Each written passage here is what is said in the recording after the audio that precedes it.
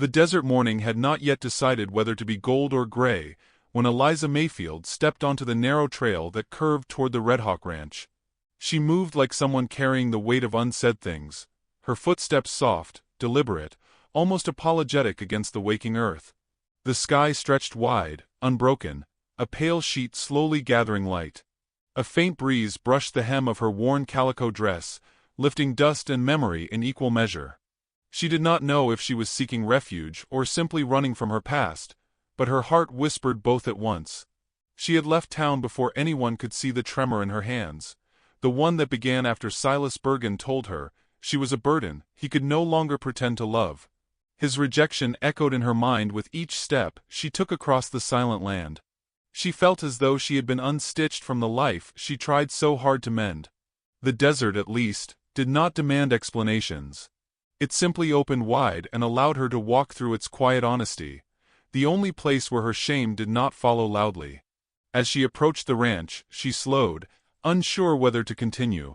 The place rose from the earth like a stubborn promise, its fences and posts carved from cedar, its corrals holding the soft snorts of restless horses. She had heard whispers in town about the man who lived here. Dakota Redhawk, the quiet Apache horse breeder who spoke little and trusted even less. Some said he carried storms inside him, others said he carried grief, but all agreed he was a man who preferred solitude to company. Eliza wondered which part of him she would meet. Dakota saw her long before she noticed him. He stood near the far corral, one hand resting on the thick neck of a chestnut stallion, his dark hair falling loose over his shoulders. He did not move, did not call out, simply watched as she approached his land with the hesitant steps of someone expecting to be turned away. His face was unreadable, carved in the same patient stillness as the mesas rising behind him. When she finally lifted her gaze and their eyes met, the morning seemed to pause between them. Eliza felt her breath falter. There was nothing cruel in his stare, yet nothing welcoming either. It was the look of a man accustomed to strangers bringing trouble, and she knew she must have appeared no different from the shadows of her past. She lifted her chin gently, bracing for whatever words he might offer. He stepped forward with the calm stride of someone who measured every movement. The stallion followed him obediently, its ears flicking in her direction as though sensing the unease she carried. When he finally spoke, his voice was low, steady, carrying the quiet edge of authority. "You are far from town. This land is not a place for wandering without purpose." His words were not unkind, but each syllable settled like a boundary drawn in dust. Eliza swallowed, her hands tightening around the strap of her small canvas bag. "I only seek a bit of work for a day or two," she murmured, her voice no louder than the breeze. "I can cook, clean, tend to whatever needs doing. I won't be trouble." Dakota studied her in silence, his expression shifting just enough to reveal a flicker of uncertainty. He looked at the worn fabric of her dress, the tired slope of her shoulders, the steadiness in her gaze that contradicted her fragility. After a long moment, he nodded once, though the gesture carried no warmth. "You may make lunch," he said, "but leave before dawn." His tone was final, like the closing of a gate she was allowed to pass through only briefly. The words stung sharper than she expected, but she accepted them. She followed him toward the small adobe house beside the stables, its walls the color of sun-baked clay, its doorway framed by bundles of drying sage. The scent greeted her before she crossed the threshold, soothing something restless inside her. She moved quietly through the room, noting the simple furnishings: a wooden table, a cast-iron stove, a single woven rug that held the faded memory of footsteps long gone. She set her bag down gently, careful not to disturb the fragile stillness. As she gathered ingredients left on the counter, she sensed Dakota lingering outside, his presence heavy as the desert heat. Cooking steadied her, the rhythmic chop of vegetables and the soft hiss of heating oil offering a quiet she could trust. She let the aroma rise around her like a protective veil. As she stirred the pot, she imagined a different life, one where her worth was not measured by a man's careless judgment.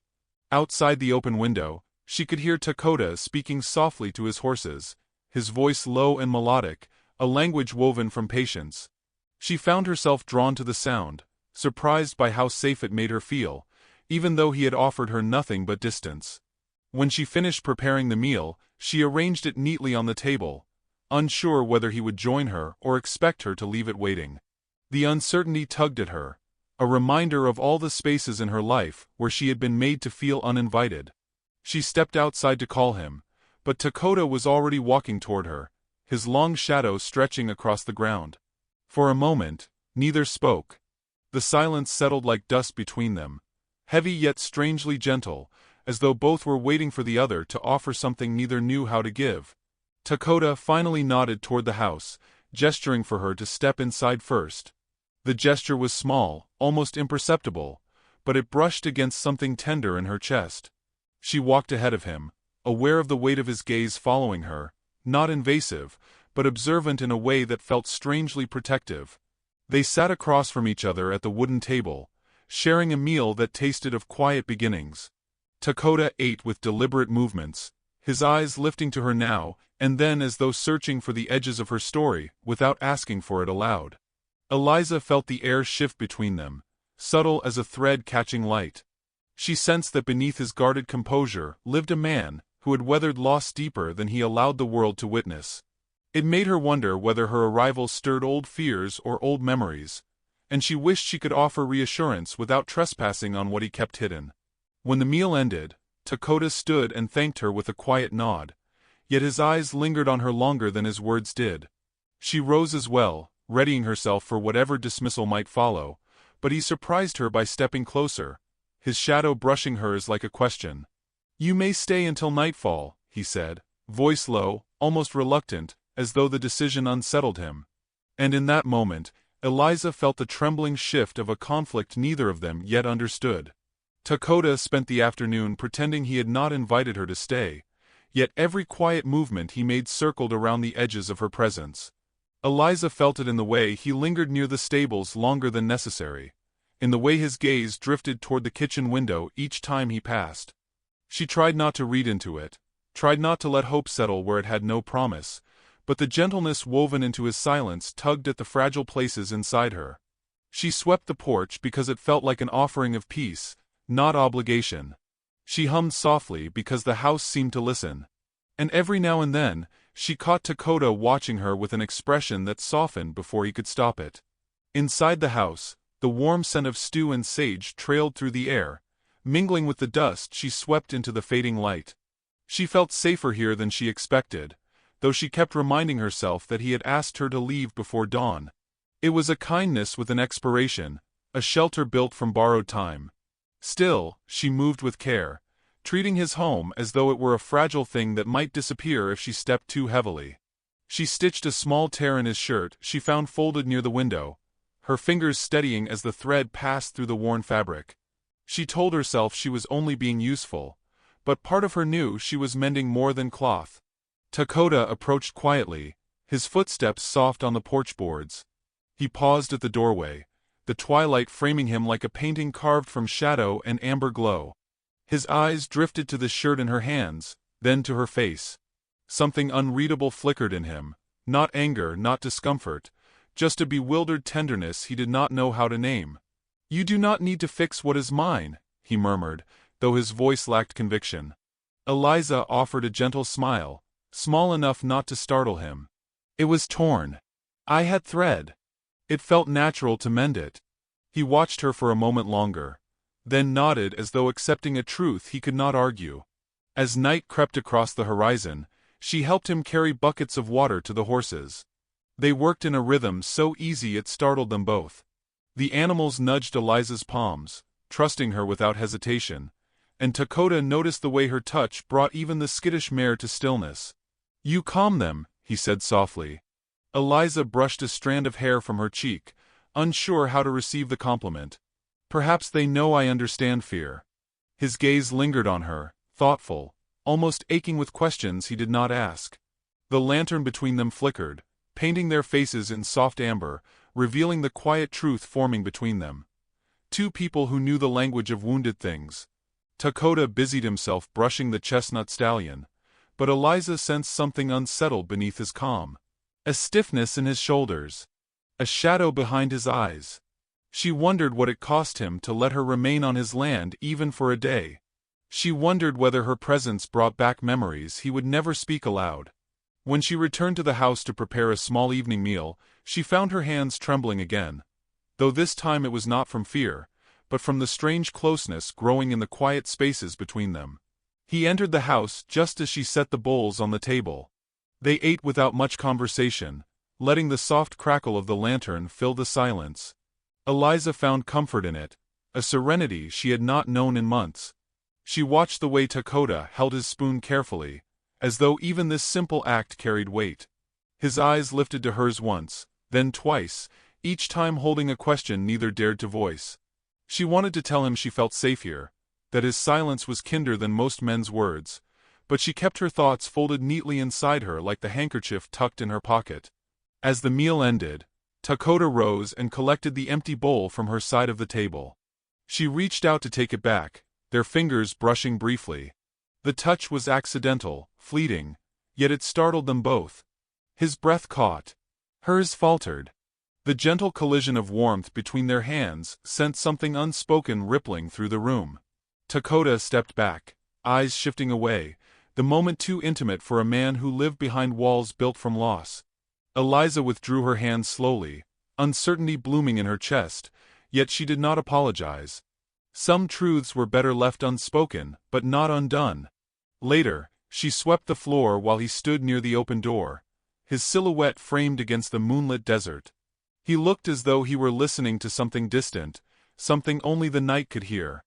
Eliza watched him from the corner of her eye, studying the quiet strength etched into his posture, the heaviness coiled beneath his composure. She sensed that loneliness clung to him like a second skin, not chosen but inherited. And she wondered if her presence reminded him of the risk of letting someone close again. When she stepped outside to shake dust from the broom, the cool air welcomed her like an old friend. Dakota turned toward her, his face half lit by moonlight, half shadowed by memory. "You should rest soon," he said, voice steady yet strangely gentle. "Dawn comes early here." His reminder struck her harder than she expected. She nodded, offering a faint smile that hid disappointment. "Yes. I'll be gone by first light." He hesitated then, his expression tightening with a conflict he did not speak. The wind carried silence between them, soft as breath, sharp as truth.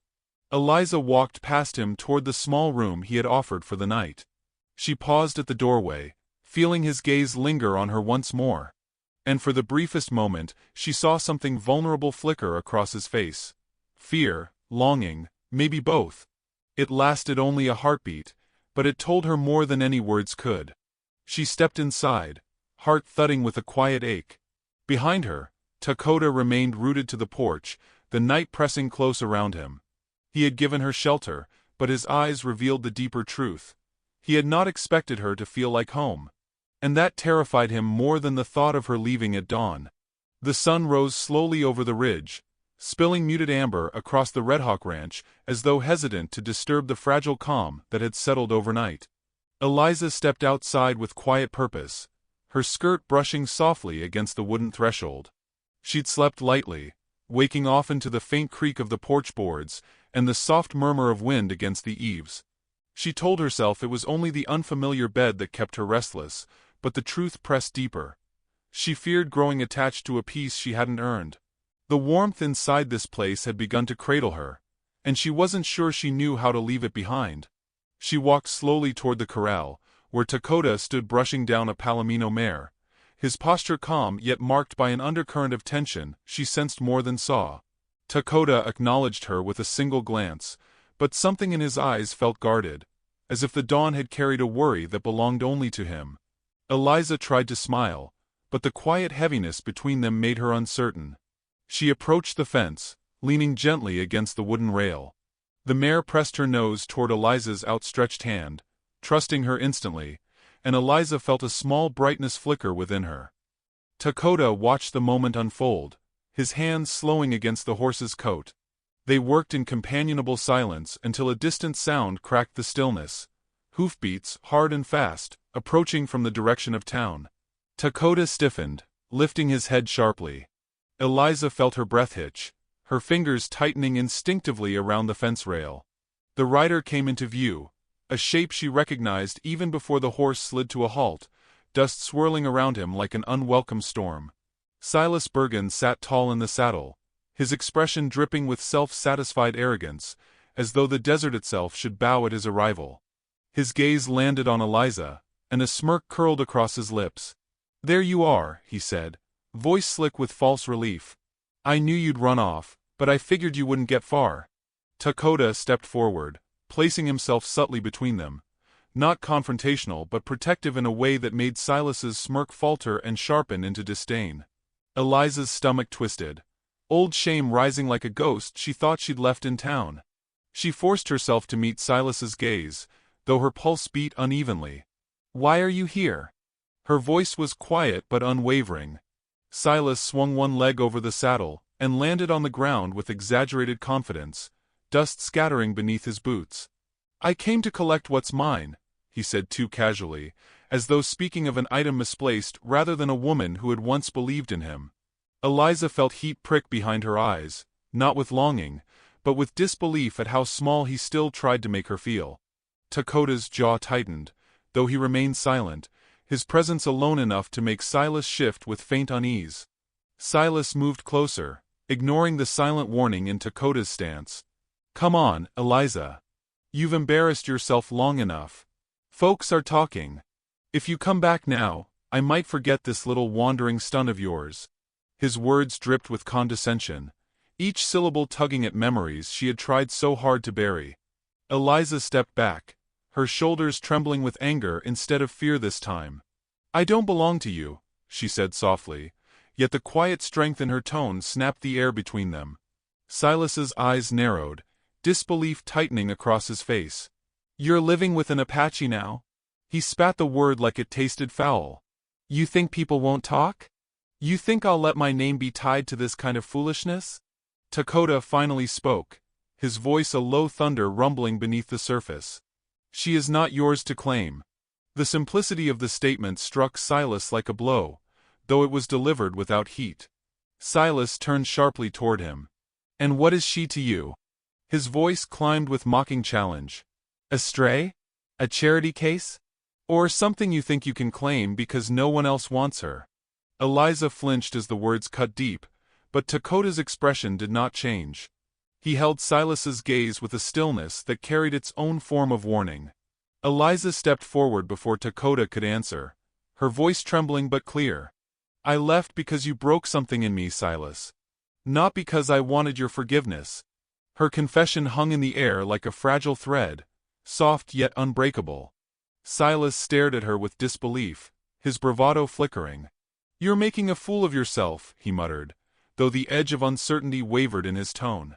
Dakota moved slightly closer to Eliza, the shift almost imperceptible, yet powerful enough to anchor her trembling resolve. Silas looked between them, frustration darkening his features. "You'll regret this," he snapped, before jerking his reins and turning his horse sharply away. As Silas rode off, dust rising like smoke behind him, Eliza felt her knees weaken with the sudden rush of emotion she had held back. She turned away from the corral, embarrassed by the tears burning her eyes, but Dakota's hand reached out before she could retreat. He didn't touch her, just placed his hand near hers on the fence rail, a silent offering of steadiness. She let out a breath that trembled through her whole body. "I didn't expect him to come," she whispered, staring at the ground as if it held answers she couldn't face. Dakota remained close, saying nothing, yet his silence wrapped around her like shelter. She felt her emotions unravel slowly, not in loud sobs but in quiet tears that slipped down her cheeks without resistance.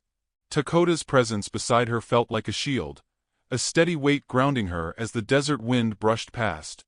Finally, she lifted her gaze to him, her eyes shining with a vulnerable clarity. "I don't want him to ruin this place for me," she murmured, the confession slipping out before she could disguise it. Dakota's expression shifted, a hint of something tender flickering beneath his stoic calm. "This place is not easily broken," he said softly, though his voice carried an undercurrent of tension, as if her pain stirred something long buried in him. They stood together in the quiet aftermath, the horses grazing nearby, the sun climbing higher until the shadows shortened. Eliza felt the weight of her past pressing against the fragile peace she'd found here, as though Silas's arrival had cracked open a door she wanted closed forever. Dakota glanced toward the horizon where Silas had disappeared, his jaw tightening with a thought he didn't speak.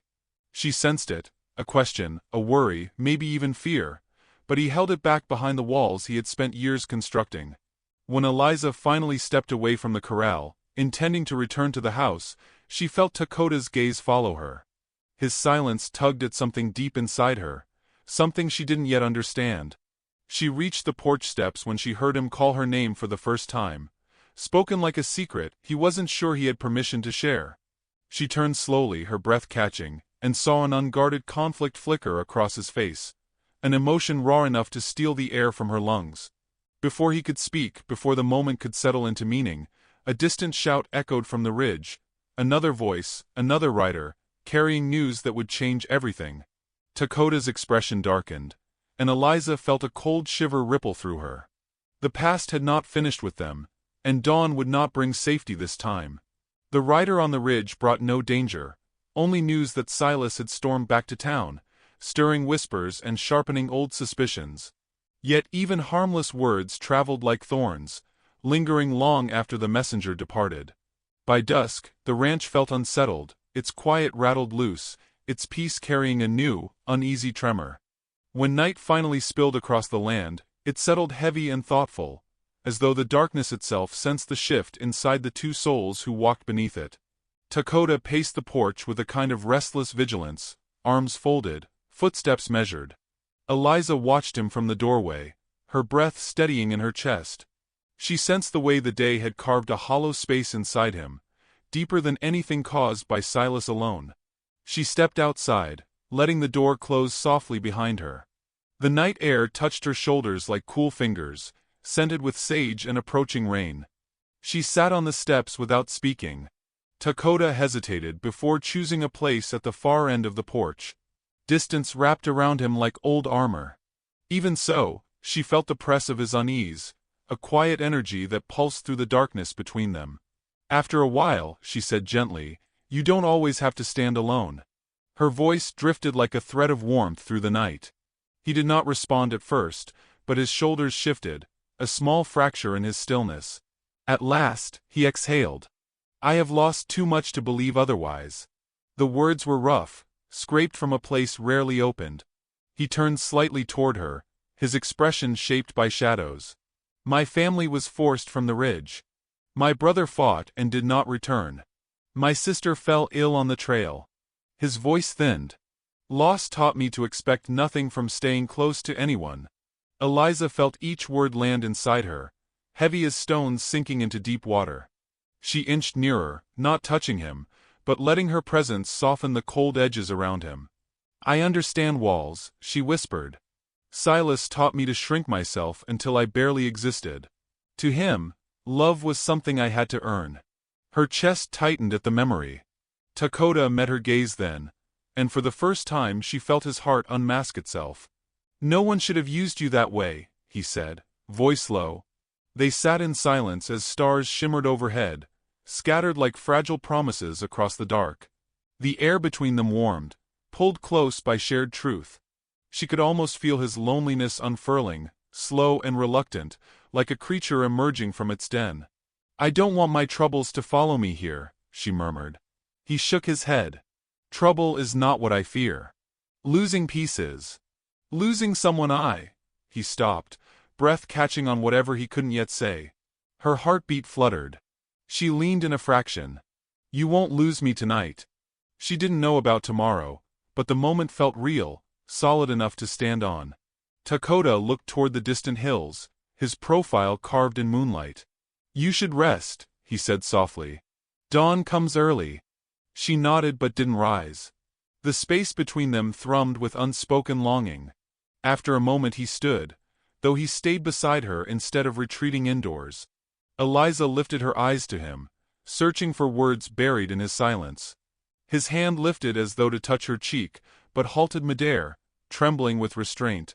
When he pulled it back, the ache of the gesture settled deep in her chest. She rose slowly and walked to the railing beside him. The desert stretched outward in silver quiet, offering a sense of possibility she'd never known.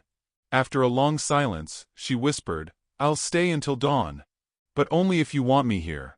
Dakota inhaled sharply, the sound a quiet break in his composure. He turned toward her fully, eyes carrying a depth she had not yet seen, a depth he had fought to hide. The wind hushed, as if the night itself waited for his answer. But before he could speak, a distant voice tore through the stillness, a rider approaching fast, shouting Dakota's name with urgent fear. The sound cut through the fragile intimacy like a blade. Dakota scanned the horizon again, though the rider had already slowed near the corral. The horse snorted, sensing urgency. Eliza gripped the railing, her pulse stumbling. The rider leaned forward. "Silas is riling men in town," he warned. "Says Dakota is hiding the woman who shamed him." Eliza felt heat rise in her throat. Dakota's expression hardened. "You are under my roof," he said, "and no man will decide your worth here." The vow steadied her even as dread coiled inside her. The rider nodded once. "I thought you should know before someone comes looking," he muttered, tugging at his reins. Then he rode into the dark. Eliza stepped closer to Dakota, her voice trembling. "I never meant to bring trouble." He shook his head.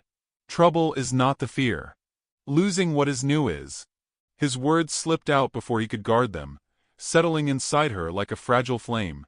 "What happens when dawn comes?" she whispered. Dakota didn't answer, but the way his hand brushed hers told her the night had changed everything. In the quiet that followed, Eliza felt the night holding its breath around them softly. Dawn approached slowly, its first pale threads barely touching the dark horizon, as Eliza packed her small canvas bag with trembling hands.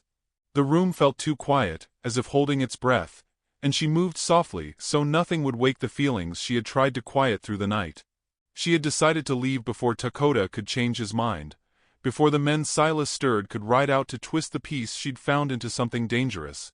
She told herself she was protecting him, protecting his home, but the ache in her chest betrayed the truth. She feared he did not truly want her to stay. The floor creaked as she stepped toward the door, the faintest sound, yet it felt like a confession. Outside, the desert still carried the chill of night. She moved across the porch, her breath floating in thin clouds, her footsteps fragile echoes. When she reached the last step, she paused, staring out at the land that had given her one brief moment of belonging. She felt Dakota before she heard him, an instinct, a stirring in the air. When she turned, he stood in the doorway, hair loose around his face, expression carved from stunned fear. "Eliza," he said, voice roughened by sleep and something deeper. She froze under the weight of it, her fingers tightening around the bag strap. "You're leaving." It wasn't a question, only a realization spoken quietly, as though the words themselves pained him. She lowered her eyes. "I don't want to bring trouble here. Silas has stirred enough. If I stay, men might come looking. I won't be the reason your home becomes a battlefield." Her voice faltered before she could steady it. Dakota stepped forward, and the porch boards groaned beneath his weight. The distance between them felt like a wound neither knew how to cross. He stopped only inches away, so close she felt the warmth radiating from him, even in the cold morning darkness. "I told you before, trouble is not what I fear." His voice was low, steady, but trembling at the edges. She met his gaze and saw something raw flicker across his expression, something he had fought to bury beneath years of solitude. "Then what are you afraid of?" she whispered. The question slipped out unguarded, fragile as breath. He drew in a slow breath, his eyes dark with unspoken storms. "I fear needing someone again. I fear losing them. And I fear that losing you would break me before I ever understood why." The confession stunned her. Her heartbeat pounded painfully, a trembling rhythm that scattered through her chest. She opened her mouth to speak, but Dakota lifted a hand gently, not to silence her, but because he needed a moment to steady the truth unraveling inside him. "You came here like morning light," he said quietly. "You filled this place before I even knew it was empty. You made my home feel alive again." He took another breath. "And it terrifies me, because I cannot ask you to stay unless you want this as deeply as I do." Eliza felt tears gather at the corners of her eyes, soft but unstoppable. She reached out with trembling fingers, touching the edge of his hand, barely grazing it. Her voice came as a whisper carried on courage she didn't know she possessed. I do want this. I want peace. I want kindness. I want you. But her voice broke. I don't know if I deserve any of it. Dakota shook his head, stepping even closer until the distance between them dissolved. You deserve gentleness, he murmured. You deserve rest. And if you ask me to, I will spend my life protecting the peace you've forgotten how to trust. The emotion welled so strongly in her that her next words came without thought, born from the deepest part of her heart. Can we marry? She asked softly.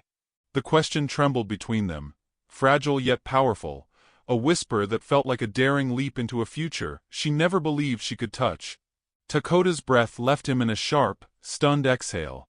For a long moment he said nothing, his expression shifting between disbelief and overwhelming tenderness. Then he dropped to one knee, not in the white man's custom, but in a gesture of humility from his own people, bowing his head in reverence rather than ceremony. If you stay, he said softly, I will build a life around your quiet courage. I will honor every wound you carry, every fear you breathe. And I will walk beside you for as long as the earth allows.